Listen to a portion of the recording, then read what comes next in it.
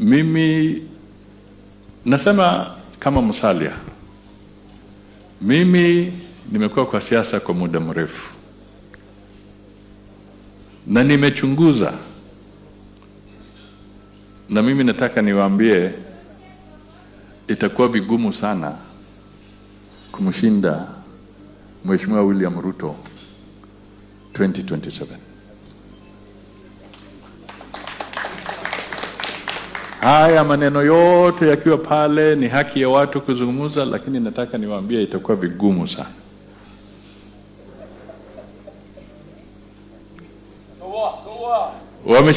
Wameshikana kwa serikali ya broad based. Ati sasa utaenda huko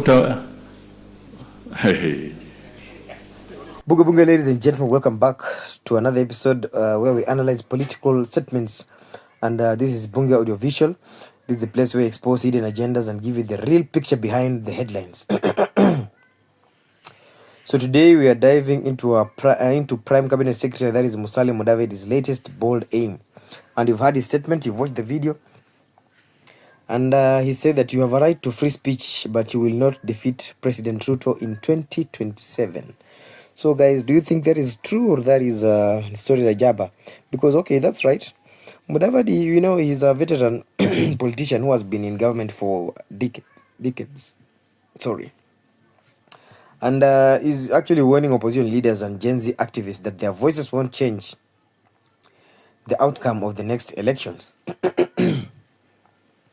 But why would he make such a statement now?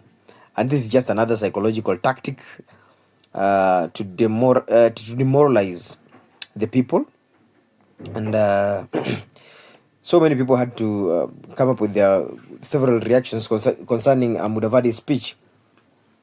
Because if you talk about the context and about Mudavadi making that kind of statement, some of the people are asking themselves, why now? Because Mudavadi's statement comes at a time when the government is facing significant backlash. And public dissatisfaction is at an all-time high, with citizens growing increasingly frustrated by the economic struggles, unemployment, and poor governance in the bounds of Kenya. So the government, once confident in its control, is now seeing a surge in the opposition voices, especially from the younger generation. And some of the questions that people are actually asking themselves is that could it be that Mudavadi's statement is not one of confidence, or it's not one of confidence, but one of fear? Because if you look at the people's response, naturally, his words has sparked outrage among citizens, and many saw this as an attempt to silence dissent and discourage the youth from pushing for change. Because social media was flooded with various with several reactions, because some of the people were seen commenting that if they were really unbeatable, they wouldn't need to keep telling the people that by 2027 they'll be the one who will have carried the day. Then we also saw some saying that you fear the power of the people, that's why you are trying to demoralize us. Then there was also a lady called Joki also said that we've seen regimes that thought they were untouchable before. Where are they now? So the government might want to paint itself as unstoppable, but history has shown that no leadership is invincible when the people reach a point where they demand for change. And talking about this political mind game, this isn't the first time we've seen political leaders use intimidation tactics. Telling people they won't win is actually a way of making them believe that resistance is futile.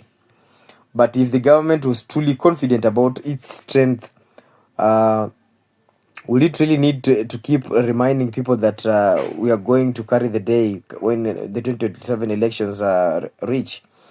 And the reality is, if a government is genuinely serving its people well, I don't think it wouldn't need to silence its critics, because it will have their support naturally. Just the same way, if you decide to come up with the government and you do deliver for your citizens as per your manifesto during the campaign period, it means that, number one, you have actually won the people, because there is no single day you'll ever find people criticizing a government that is doing a good job. Because they know if these guys have actually delivered what they promised, it means that we are going to support their cause, because there's nobody who has ever supported somebody. There's no citizen I've ever come across who has ever supported a government that is failing. Even the guys who voted for those who are in this government at the moment are against what the government is doing right now.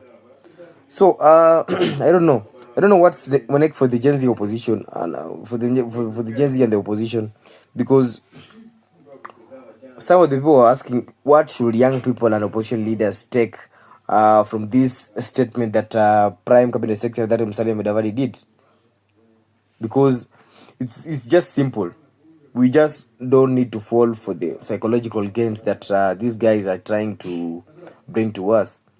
So, well, number one, people need to stay engaged. People need to keep raising issues that matter and holding leaders accountable. We need to organize effectively so that because real change comes from strategy, not just outrage. And number three, we need to use your voice wisely. That so that the more the government tries to silence dissent, the more important it is to keep speaking up. So, by coming towards the end of this short episode, one thing I can clearly one thing I can clearly come out and talk and speak up and talk about in this context is that Mudavadi's statement might be an attempt to make people feel powerless, but history has proven that power ultimately belongs to the people. Because we've seen leaders like Adolf Hitler, we've seen people like Joseph Stalin, we've seen people like Muammar Gaddafi, we've seen people like Gaddafi is the mad dog from Egypt, from Libya. We've seen this guy called Saddam Hussein, the Butcher of Baghdad. So history has proven that power ultimately belongs to the people. We've seen Mao Zedong and many other tyrants in this world, Benito Mussolini and so many other. So the question is, will Kenyans let fear and doubt stop them, or will they push forward for the change they want to see? So I'd like us to discuss in the comments, what do you think? Is this a desperate move by a government feeling the heat, or is Mudavadi right? Because, yeah, I want to hear what you guys are going to say about this statement that Prime CS has said. Because initially we've heard Muscoben say that youths are actually frustrated because of abusing drugs and so many other things because they're idle. Now Mudavadi is saying that there is no person that is going to emerge, that is going to to win in the 2027 elections against the newly formed BBG, that is the broad-based government. So let's wait and see. Let's wait for 2027. 2027 is just around the corner, and I'd like you guys to discuss in the comment section below. What do you think? Is this a desperate move by the government feeling the heat, or is Mudavadi right at the end of the day? So that's it for today's episode. That is Bunge Audiovisual. Don't forget to like, share, and subscribe for more educative and informative content. Until next time, stay safe, stay informed, and stay vocal wherever you are.